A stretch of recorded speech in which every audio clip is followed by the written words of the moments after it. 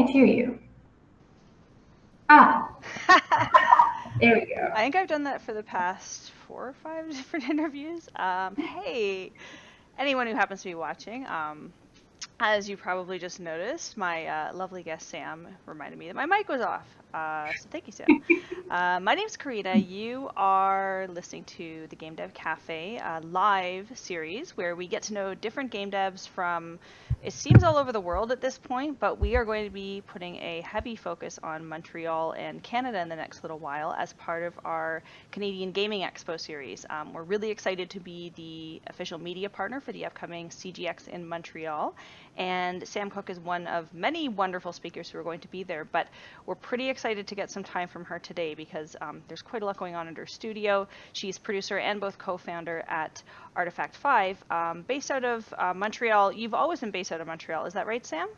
The company? Yes. Awesome, which is, for those who may not be totally familiar with Canada's gaming scene, certainly where a lot of game dev talent resides. It's probably one of the hotbeds, if not the hotbed in Canada. I think it might depend on who you ask, but I work with a studio called Lightning Rod Games, who was also incubated there as part of Execution Labs. I believe Artifact 5 was part of that as well. So I'm really excited to talk to you today and frankly learn a little bit about your studio, yes, but also about you. So I did hopefully an okay job of introducing you in your role, but I'd love to know sort of from your own perspective what it is that you do in games. What sort of your, unofficial title or sort of what's your role, I guess. Yep. Well, thanks for having me on. This is really cool. Absolutely. About the game and other things that are not the game. Yeah, I mean, my role is so varied that I still haven't come up with a good title for it. If you want to be really, really broad and almost to official sounding, you could call me the general manager because I kind of do everything that a general manager in a studio would, but or in any company. But like my actual jobs are business development, production, in the community management, social media, um, bookkeeping and accounting. I don't know, unofficial cheerleading and official cheerleading, I guess, and. I don't know, like it just kind of, it's like, oh, what is everyone else not doing? That's probably what I'm doing. That covers it. Gotcha. And is there anything, I guess, about your day to day that might be strange or I guess unique? Something that people might not understand is really, part of being at a game development studio? That's a good question. Well, I have to say we have really great hours. Hard Is to that start. sarcastic? I hope not. Is that sarcastic? Because, the big C word, No, crunch. no, that's a bad word. We don't use that word here. We're actually Excellent. very anti-crunch as a studio. In general, like a part of what I've made my job is to make sure we have enough time and money to be able to not crunch, which is its own challenge and not easy in a world where, while there's so many different games and so much money in games, it's also very hard as an indie to like get that money. So, but Yes. no, we actually don't crunch, and we start our days at like 10:30. We're Hmm. sort of like a 10:30 to 6:30 kind of studio, so it's for the night owls, which we generally are. It is great. Excellent, excellent. And I think a lot of people in the industry, might fall into that bucket when it comes to working hours as well. Is Yep. this something that you always saw yourself doing? You mentioned that you're sort of a general manager, so there's probably a lot of things that you didn't quite see yourself doing. But, in terms of, helping to create a game studio and sort of making it an everyday part of your life, is that something that you sort of foresaw as a kid? No, I mean, I played games all the time as a kid. My mom didn't really like us going outside. She was afraid we would like get ticks, something. So we stayed inside a lot. We played a lot of games. My dad's a software engineer, so like we had an NES, we had a Sega Genesis, and my brother and I, who's younger, would play all the time. Um, but my brother was the one who was going to go into games, and actually he did. He has a video game design degree, and but I went and did English literature, and I was like, I don't know what I want to do with my life. It's funny, I did English Lit too. Look where we ended up. Not Hey, so on the bad. Yeah, no, I never knew what I wanted to do with my life. And I kind of fell into video games through community management. That was my first gig in games. So it was a great transition from there into a kind of more production role. Before this, I'd been interested in things like international development. And like, I've always actually had a flair for bureaucracy. I know that's really not very sexy, but like, A I'm really flair good for bureaucracy. That's, yeah, a unique sentence of the interview. at talking about that very much, but I actually really enjoy like the business side and Hmm. the like legal document side, and it's all really interesting to me. So actually starting a company, period, has been really, really great. I'm sure that was a really logical step then, because there's quite a few people who I know, and the reason I guess that I ask if you thought of doing this as a kid is a lot of people when they picture working in games or doing something creative, they forget perhaps that there is this nitty gritty, as you say, bureaucracy involved. So someone's got to do it, and if someone can do it elegantly, with flair, then yeah, it's certainly filling a need. Is there anything, and I don't mean to get negative, but is there anything that you find particularly difficult or challenging about your role, or even maybe something that you weren't well suited for, but you're sort of getting better at? Well, I find marketing to be like pulling teeth. So important. Um, But I find that it's different. Everything creative is always going to have different opinions when you do Mhm. it. So like my creative director and one of my co-founders, like, he kind of holds some of the vision for the game in his brain, even though I also work on things like narrative and design. Oh yeah, I do this too. Woman Forgot. of many hats, yes. That's what she means by general.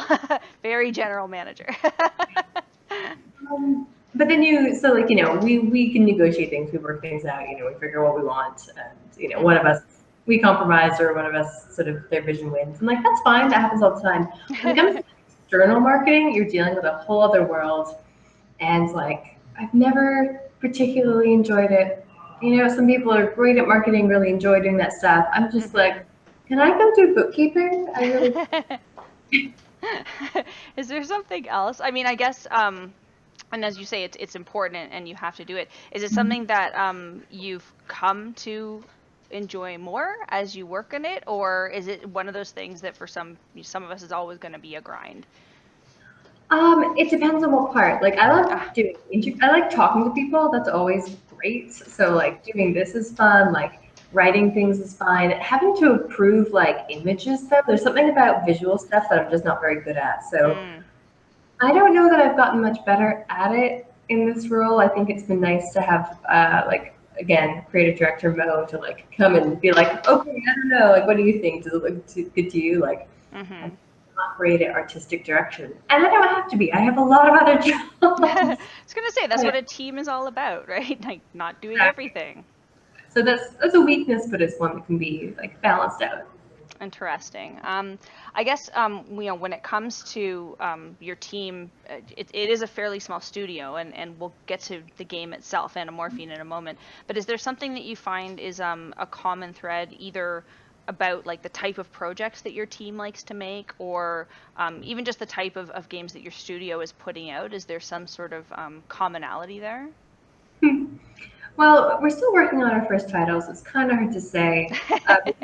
We've thrown around a few ideas for what's next, and I would say the commonality is a certain element of surrealism. Like we Mhm. really Mhm. enjoy playing with visuals and defying expectations of like how you move within a space or make things work, and just really enjoying like the Escher-inspired art of this world. Our Mhm. company name is a reference to a subreddit called The Fifth World, which is full of like super weird art and stuff. And so yeah, we like to work in surreal, but we also right now we're working on the serious side of surrealism.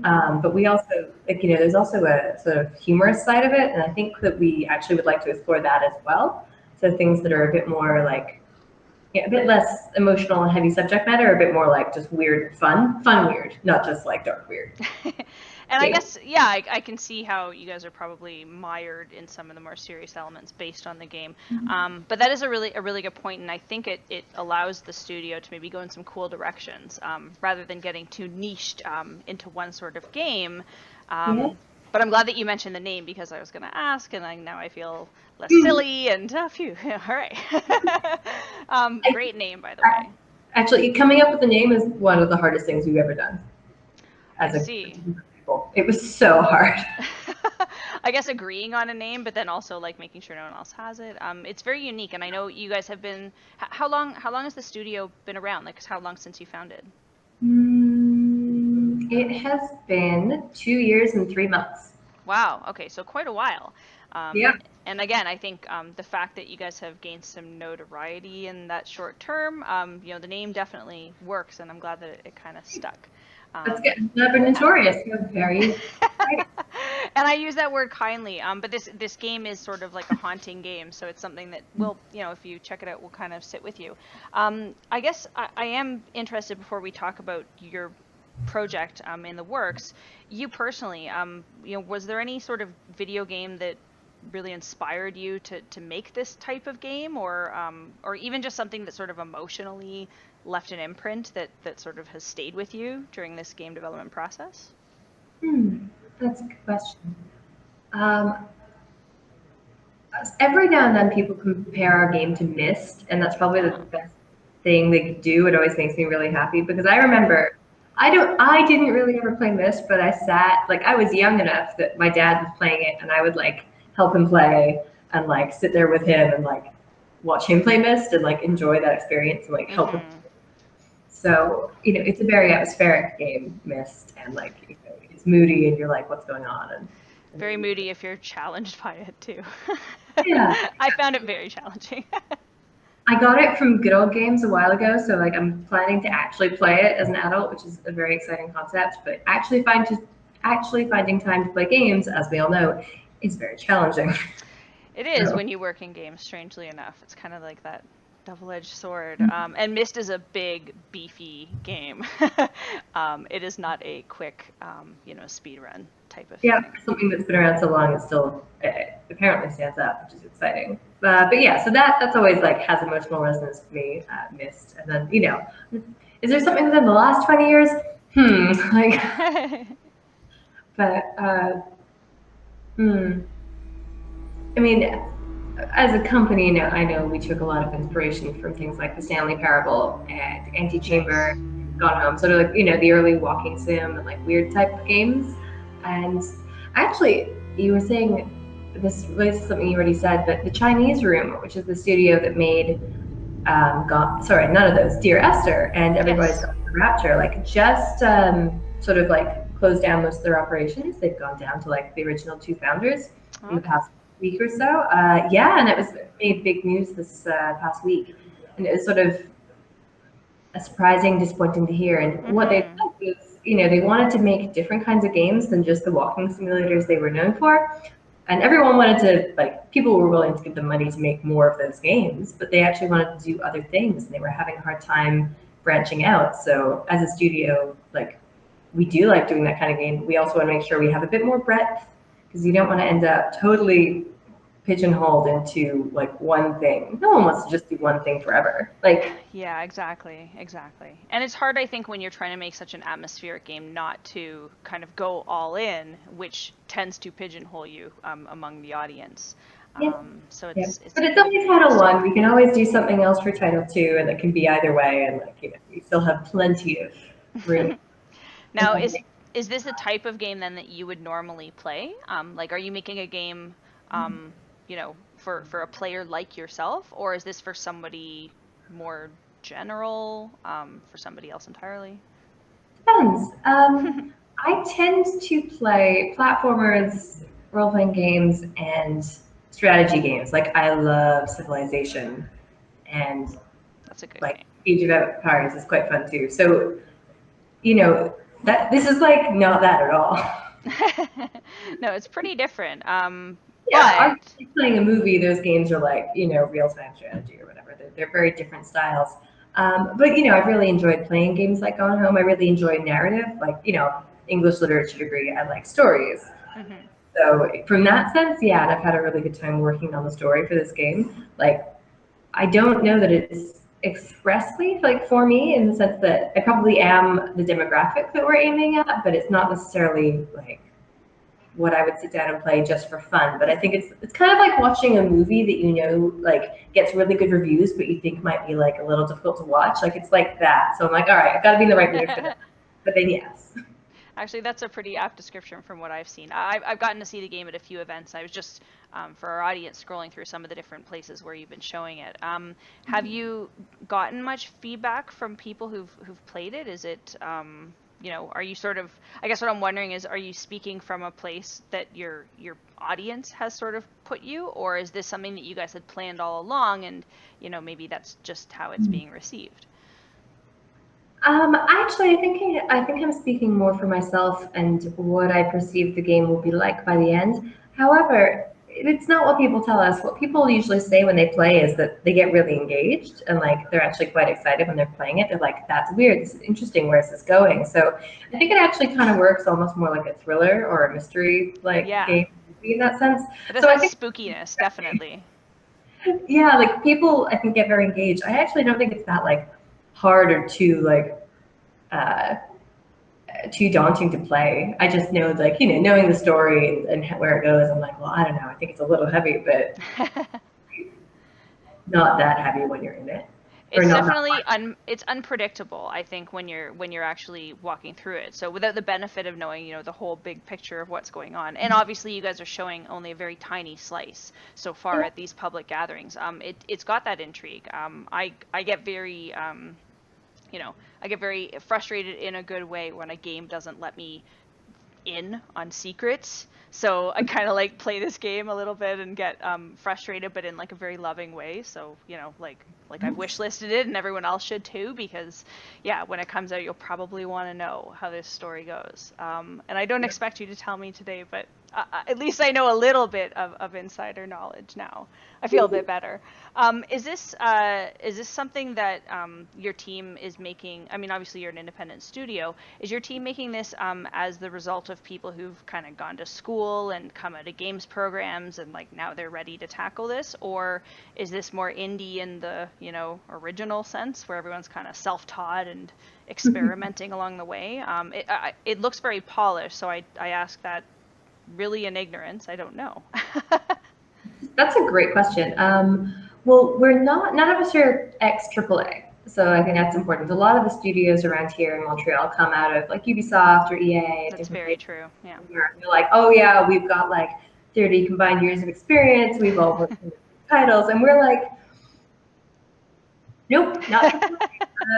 But we are polished because we all have backgrounds in games, even if it's not the big studios. So, Right. like, my co-founders, Rami and Mo, went to the computation arts program at Concordia, which is like not expressly about games, but a lot of people come out of it with like an art and/or programming side or both. It's Right. pretty And well known, yeah, for producing some good, yeah, it's a some good good look. talent. So, they actually both have bachelors of fine arts, which is hilarious. And here That's we are, interesting. very artsy games, so that makes sense. Yeah. And the rest of our team, our sound designer comes from, like, yeah, she went to school for sound and she used to work on movies. And, our programmer and our 3D artist, I think, yeah, they both went to school for it. So, like, we all came out of programs, if not explicitly for games, then for, like, our disciplines and all have a passion for games. Um, Interesting. and, have worked in games and then came together to do this. So it's why we have the polish, but we also don't necessarily have the like rigid thinking that can come with AAA. Like we don't have that like one pipeline that we feel like we have to follow. Like we can kind of make it up as we go along to a certain extent. And, Hmm. and we use Scrum, like agile methods for production. Like two of us are Scrum masters, myself Hmm. included. We're Awesome. very, so we're not just seat of our pants people though. We actually really like planning, but still getting to kind of like pull stuff from the ether when we want to.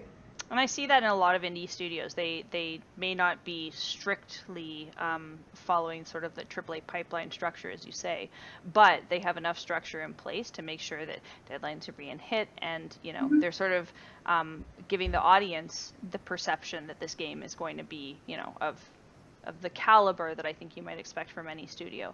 Indie or AAA these days, the expectations are kind of high. So Yeah, honestly, that's one of the best ways I've heard of to juggle it, is to have some sort of high level organization in place, and it doesn't detract from the fun or the artistic value of the project. That's the biggest lesson I've learned from indie studios. I mean, Um, hmm. yeah, sorry, I really, yeah, you see a lot of people who are more, come from the more grassrootsy or like hobbyist side, and like, they've never sort of produced anything in that sense. And like, yeah, I'm a sort of by the book person in that sense. So I'm always like, how do you, how do you make anything happen like without Sounds so structure? hard, yeah. And some people can, and some people have a hard time with it. So I feel like people like me, whether you have one full time or just ask one occasionally, like, how do you organize stuff, is usually helpful. Now, I know, aside from, I think, some of the intent behind the project and the story itself, Anamorphine's a unique project in some of the artistic layers that you've added to it. So visually, it's quite stunning and unique. And I think the sound is something, obviously, that is not just a big part of the story once you get your teeth into it a little bit, but it stands out. It's very unique. Is there anything else that you think is sort of a definite standout for this game that people should be aware of? And I ask this less for myself and more so for anyone who might be watching this and thinking of checking it out. Yes, if you like high quality art, 3D art in our case, and sound, like a soundtrack that really takes you on a journey alongside everything else, then this is absolutely the game for you. And then on top of that, just narrative. Like we've tried to make it a very tight story. So even though our demos can look like it's, you only get a small slice of it, and it's hard to tell, like, just a chapter of a story to someone and have them understand like the implications and what it means. Yeah. Like we really do, we wanted to make something that's surreal but still comprehensible at the end of the day. It's very tempting to just make everything super weird and metaphorical, not necessarily Ooh, what's going on? you really get it, man. Like no, like story and it's distinct, and yes, there's interpretation within it, but it's a clear narrative. So if you want a good story and you want it to be told in a really beautiful fashion, then like we are totally your game. The Totally caveat agree. there's no text or voiceover though, as you know. Well, as the viewers might not, but like we don't tell the story with words. We tell it all with the sounds, which is why we have to make sure those are really good. Because if you're not going to make those awesome, you will have nothing. Yes, yes, I completely agree. And I think you've done a really good job of, again, not just making it kind of part of the game that works and functions, but it's beautiful. It really is enjoyable. The last event that I was at, where it was playing, it was actually just the music itself that was playing very loudly that people were being attracted to. The game itself, as you know, these events are very busy and sometimes it's hard to see the screen, but the music was distinctive enough that I was like, I know exactly what that is. And that's kind of like a great note to hit, you know? Or I wonder what that was. Yeah. Hopefully you have it on headphones though. We're very, because you want to definitely like listen to. This, yeah, this was, I believe it was the opening night of the Different Games event in Toronto. So it was a bit of a different games, different event. It was an Yes, open arcade, and I'm pretty sure that it was playing out loud. And it was in its own little area. It certainly wasn't disruptive, but I that's could so hear cool. it I'm glad coming up you the know. stairs. Yeah, I'm pretty sure that's exactly what it I was. I wasn't there. I didn't set it up. That's why they were playing it out of speakers. I think someone just decided they liked the music and was like, "Oh, this is a good one to have on in the background." So there you go. Hopefully, it's like, yeah, I didn't just like bust someone who wasn't supposed to be doing something. No, they're great people. It's excellent.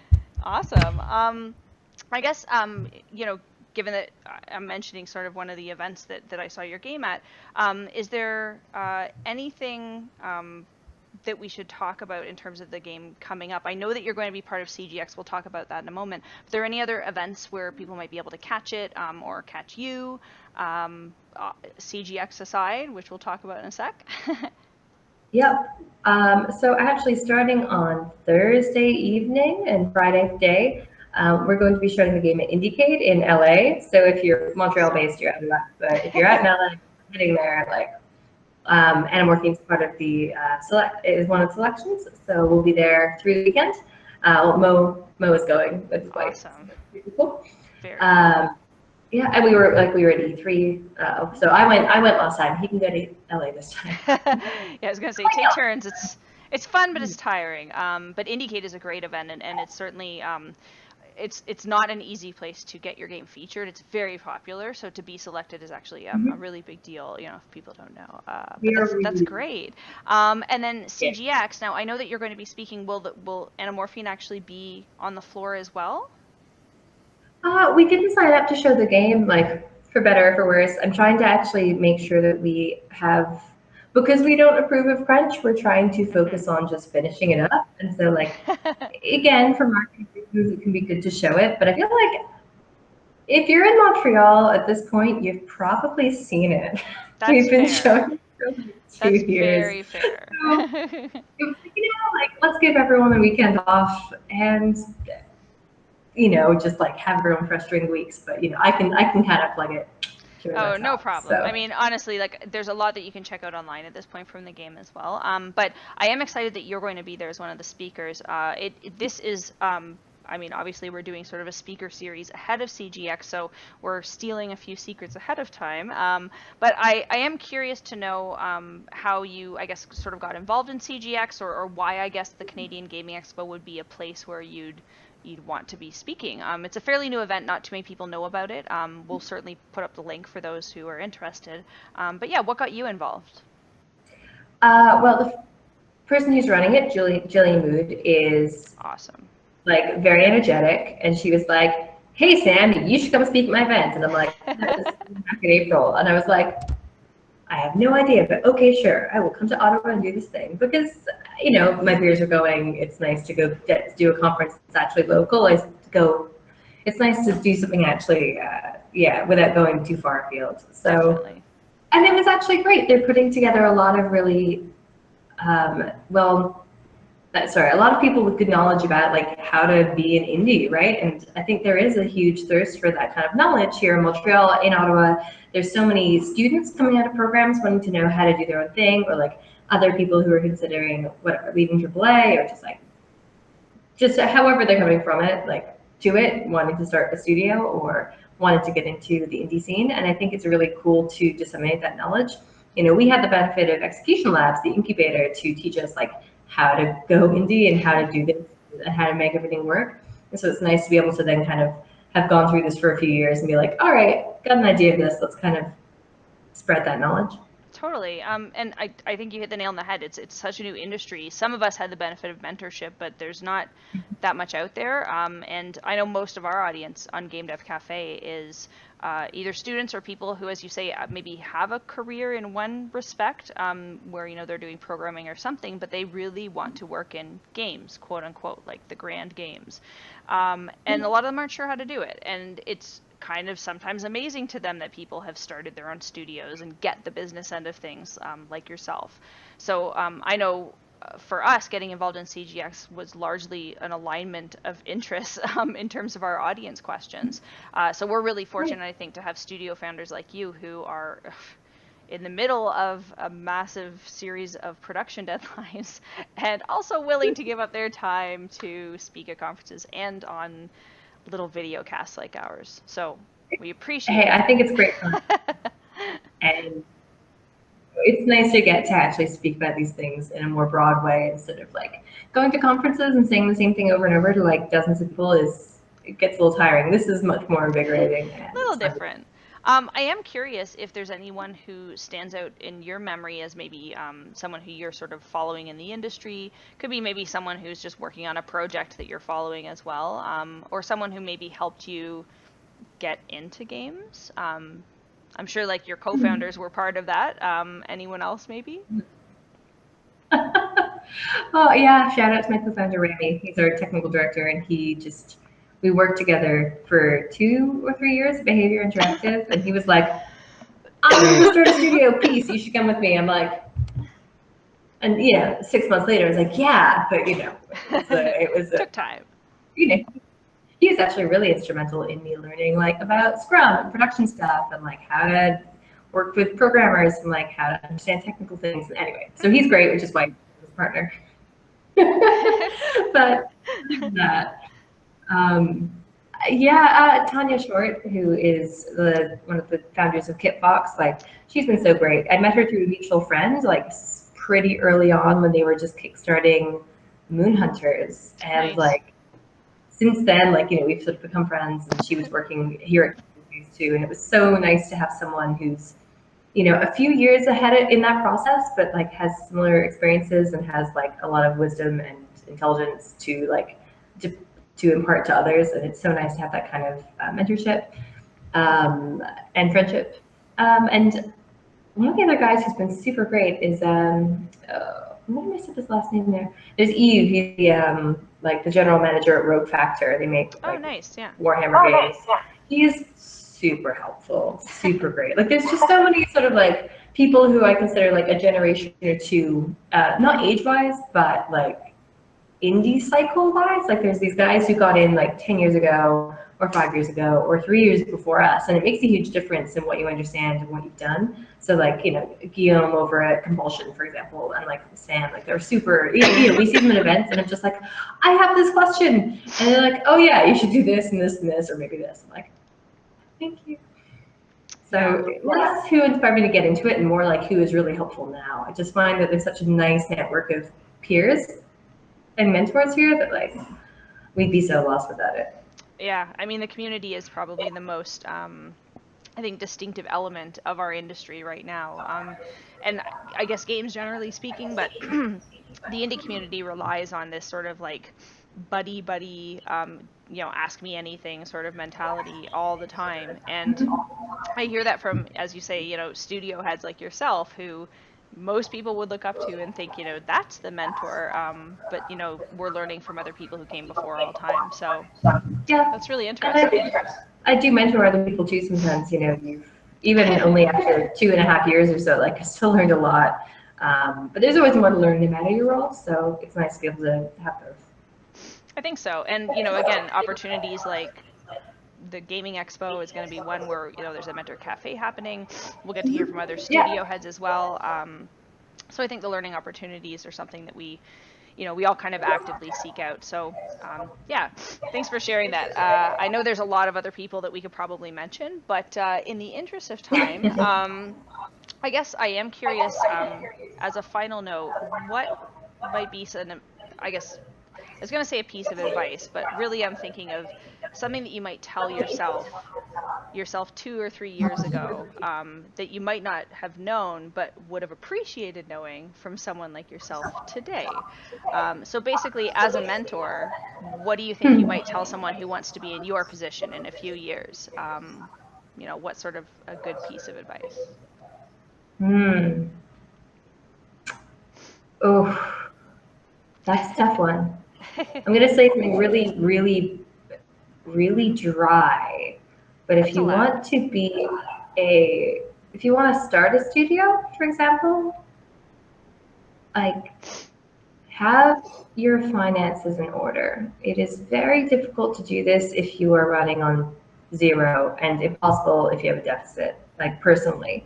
When we've been trying to get things like loans or talking to banks, like they don't have any faith in people who have no credit records. So having good credit is important. Finding out what that means is important. I'm talking to everyone. Good credit is important for everything in your life, and you should look up what makes good credit. See, I told you, this is very boring advice. Universal. There's some seriously basic things out there that make a huge difference. But yeah, like this is part of why people who come from AAA studios, I think, do this. If you can have actually like built up some like a bit of a safety net for yourself, that's important. Like starting an indie studio is a financially complicated and difficult decision and can be very bad for you personally. So like seriously, like this is the side of indie stuff that gets sort of swept under the rug because you see success stories but you don't see failures. And that's fair.